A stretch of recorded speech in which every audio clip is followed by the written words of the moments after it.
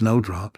It was the middle of winter, when the broad flakes of snow were falling around, but the queen of a country many thousand miles off sat working at her window.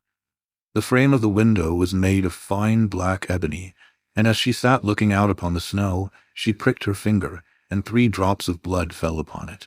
Then she gazed thoughtfully upon the red drops that sprinkled the white snow, and said, "Would that my little daughter may be as white as that snow, as red as that blood, and as black as this ebony window frame." And so the little girl really did grow up. Her skin was as white as snow, her cheeks as rosy as the blood, and her hair as black as ebony, and she was called Snowdrop.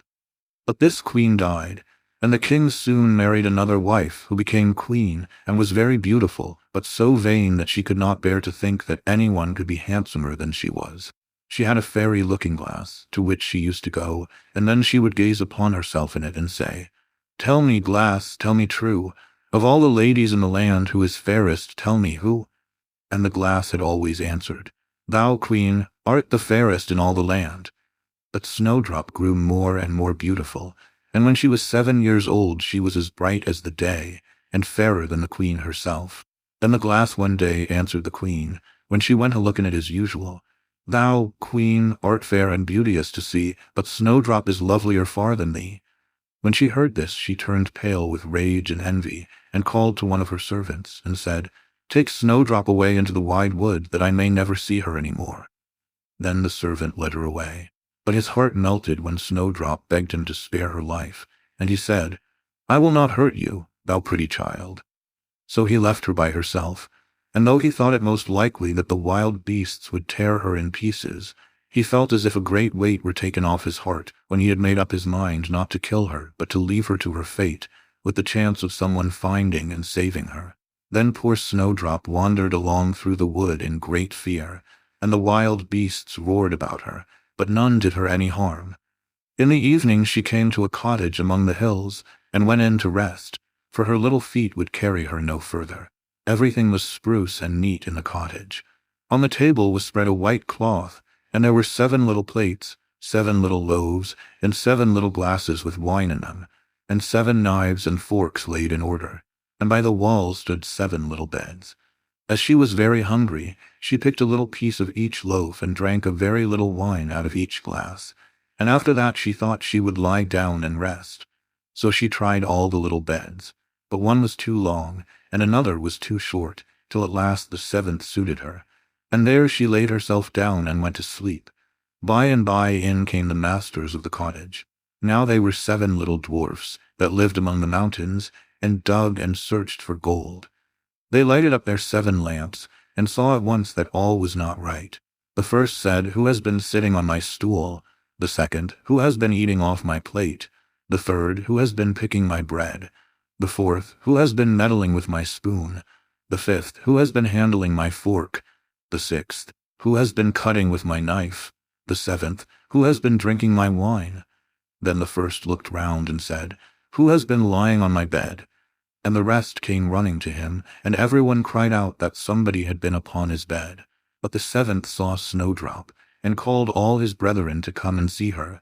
And they cried out with wonder and astonishment, and brought their lamps to look at her, and said, "Good heavens, what a lovely child she is!" And they were very glad to see her, and took care not to wake her. And the 7th dwarf slept an hour with each of the other dwarfs in turn, till the night was gone. In the morning Snowdrop told them all her story, and they pitied her, and said if she would keep all things in order, and cook and wash and knit and spin for them, she might stay where she was, and they would take good care of her. Then they went out all day long to their work, seeking for gold and silver in the mountains.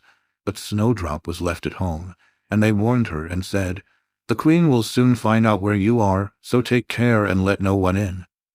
But the queen, now that she thought Snowdrop was dead, believed that she must be the handsomest lady in the land. And she went to her glass and said, "Tell me, glass, tell me true, of all the ladies in the land who is fairest, tell me who?" And the glass answered, "Thou, queen, art the fairest in all this land.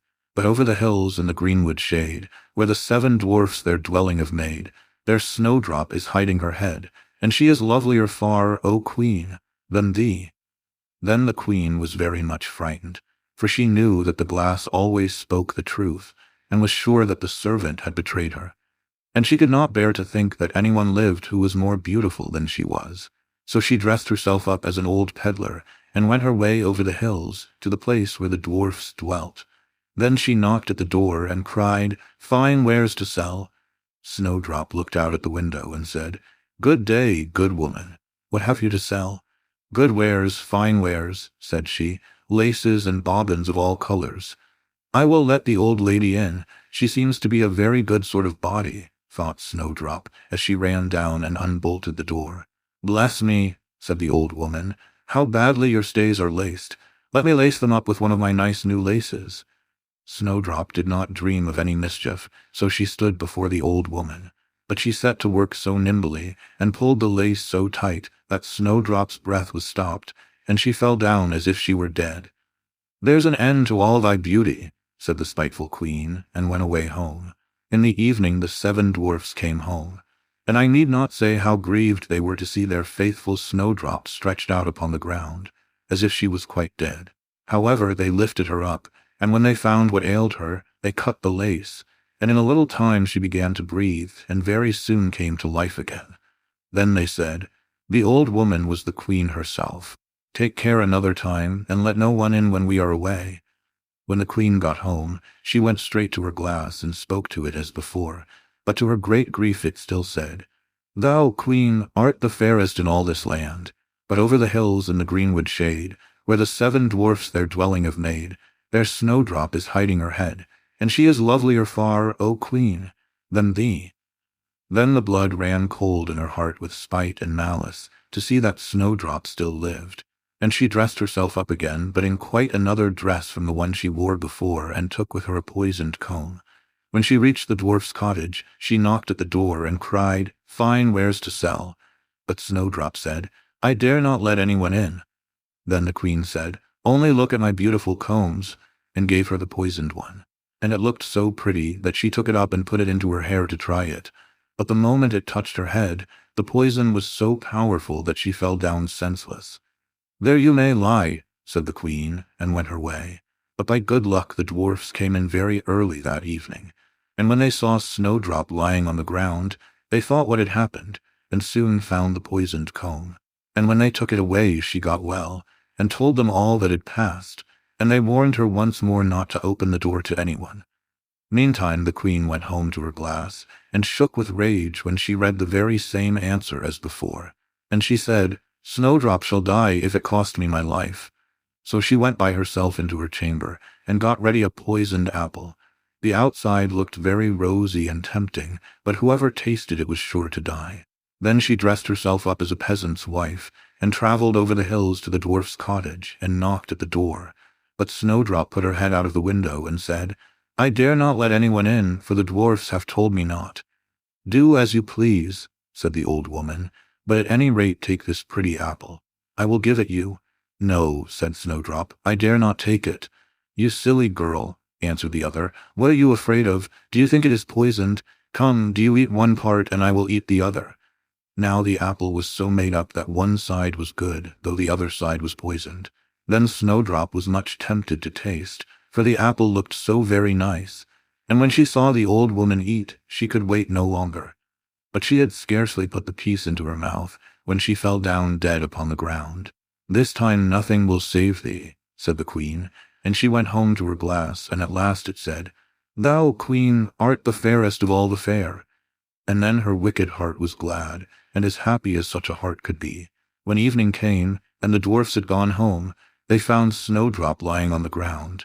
No breath came from her lips, and they were afraid that she was quite dead.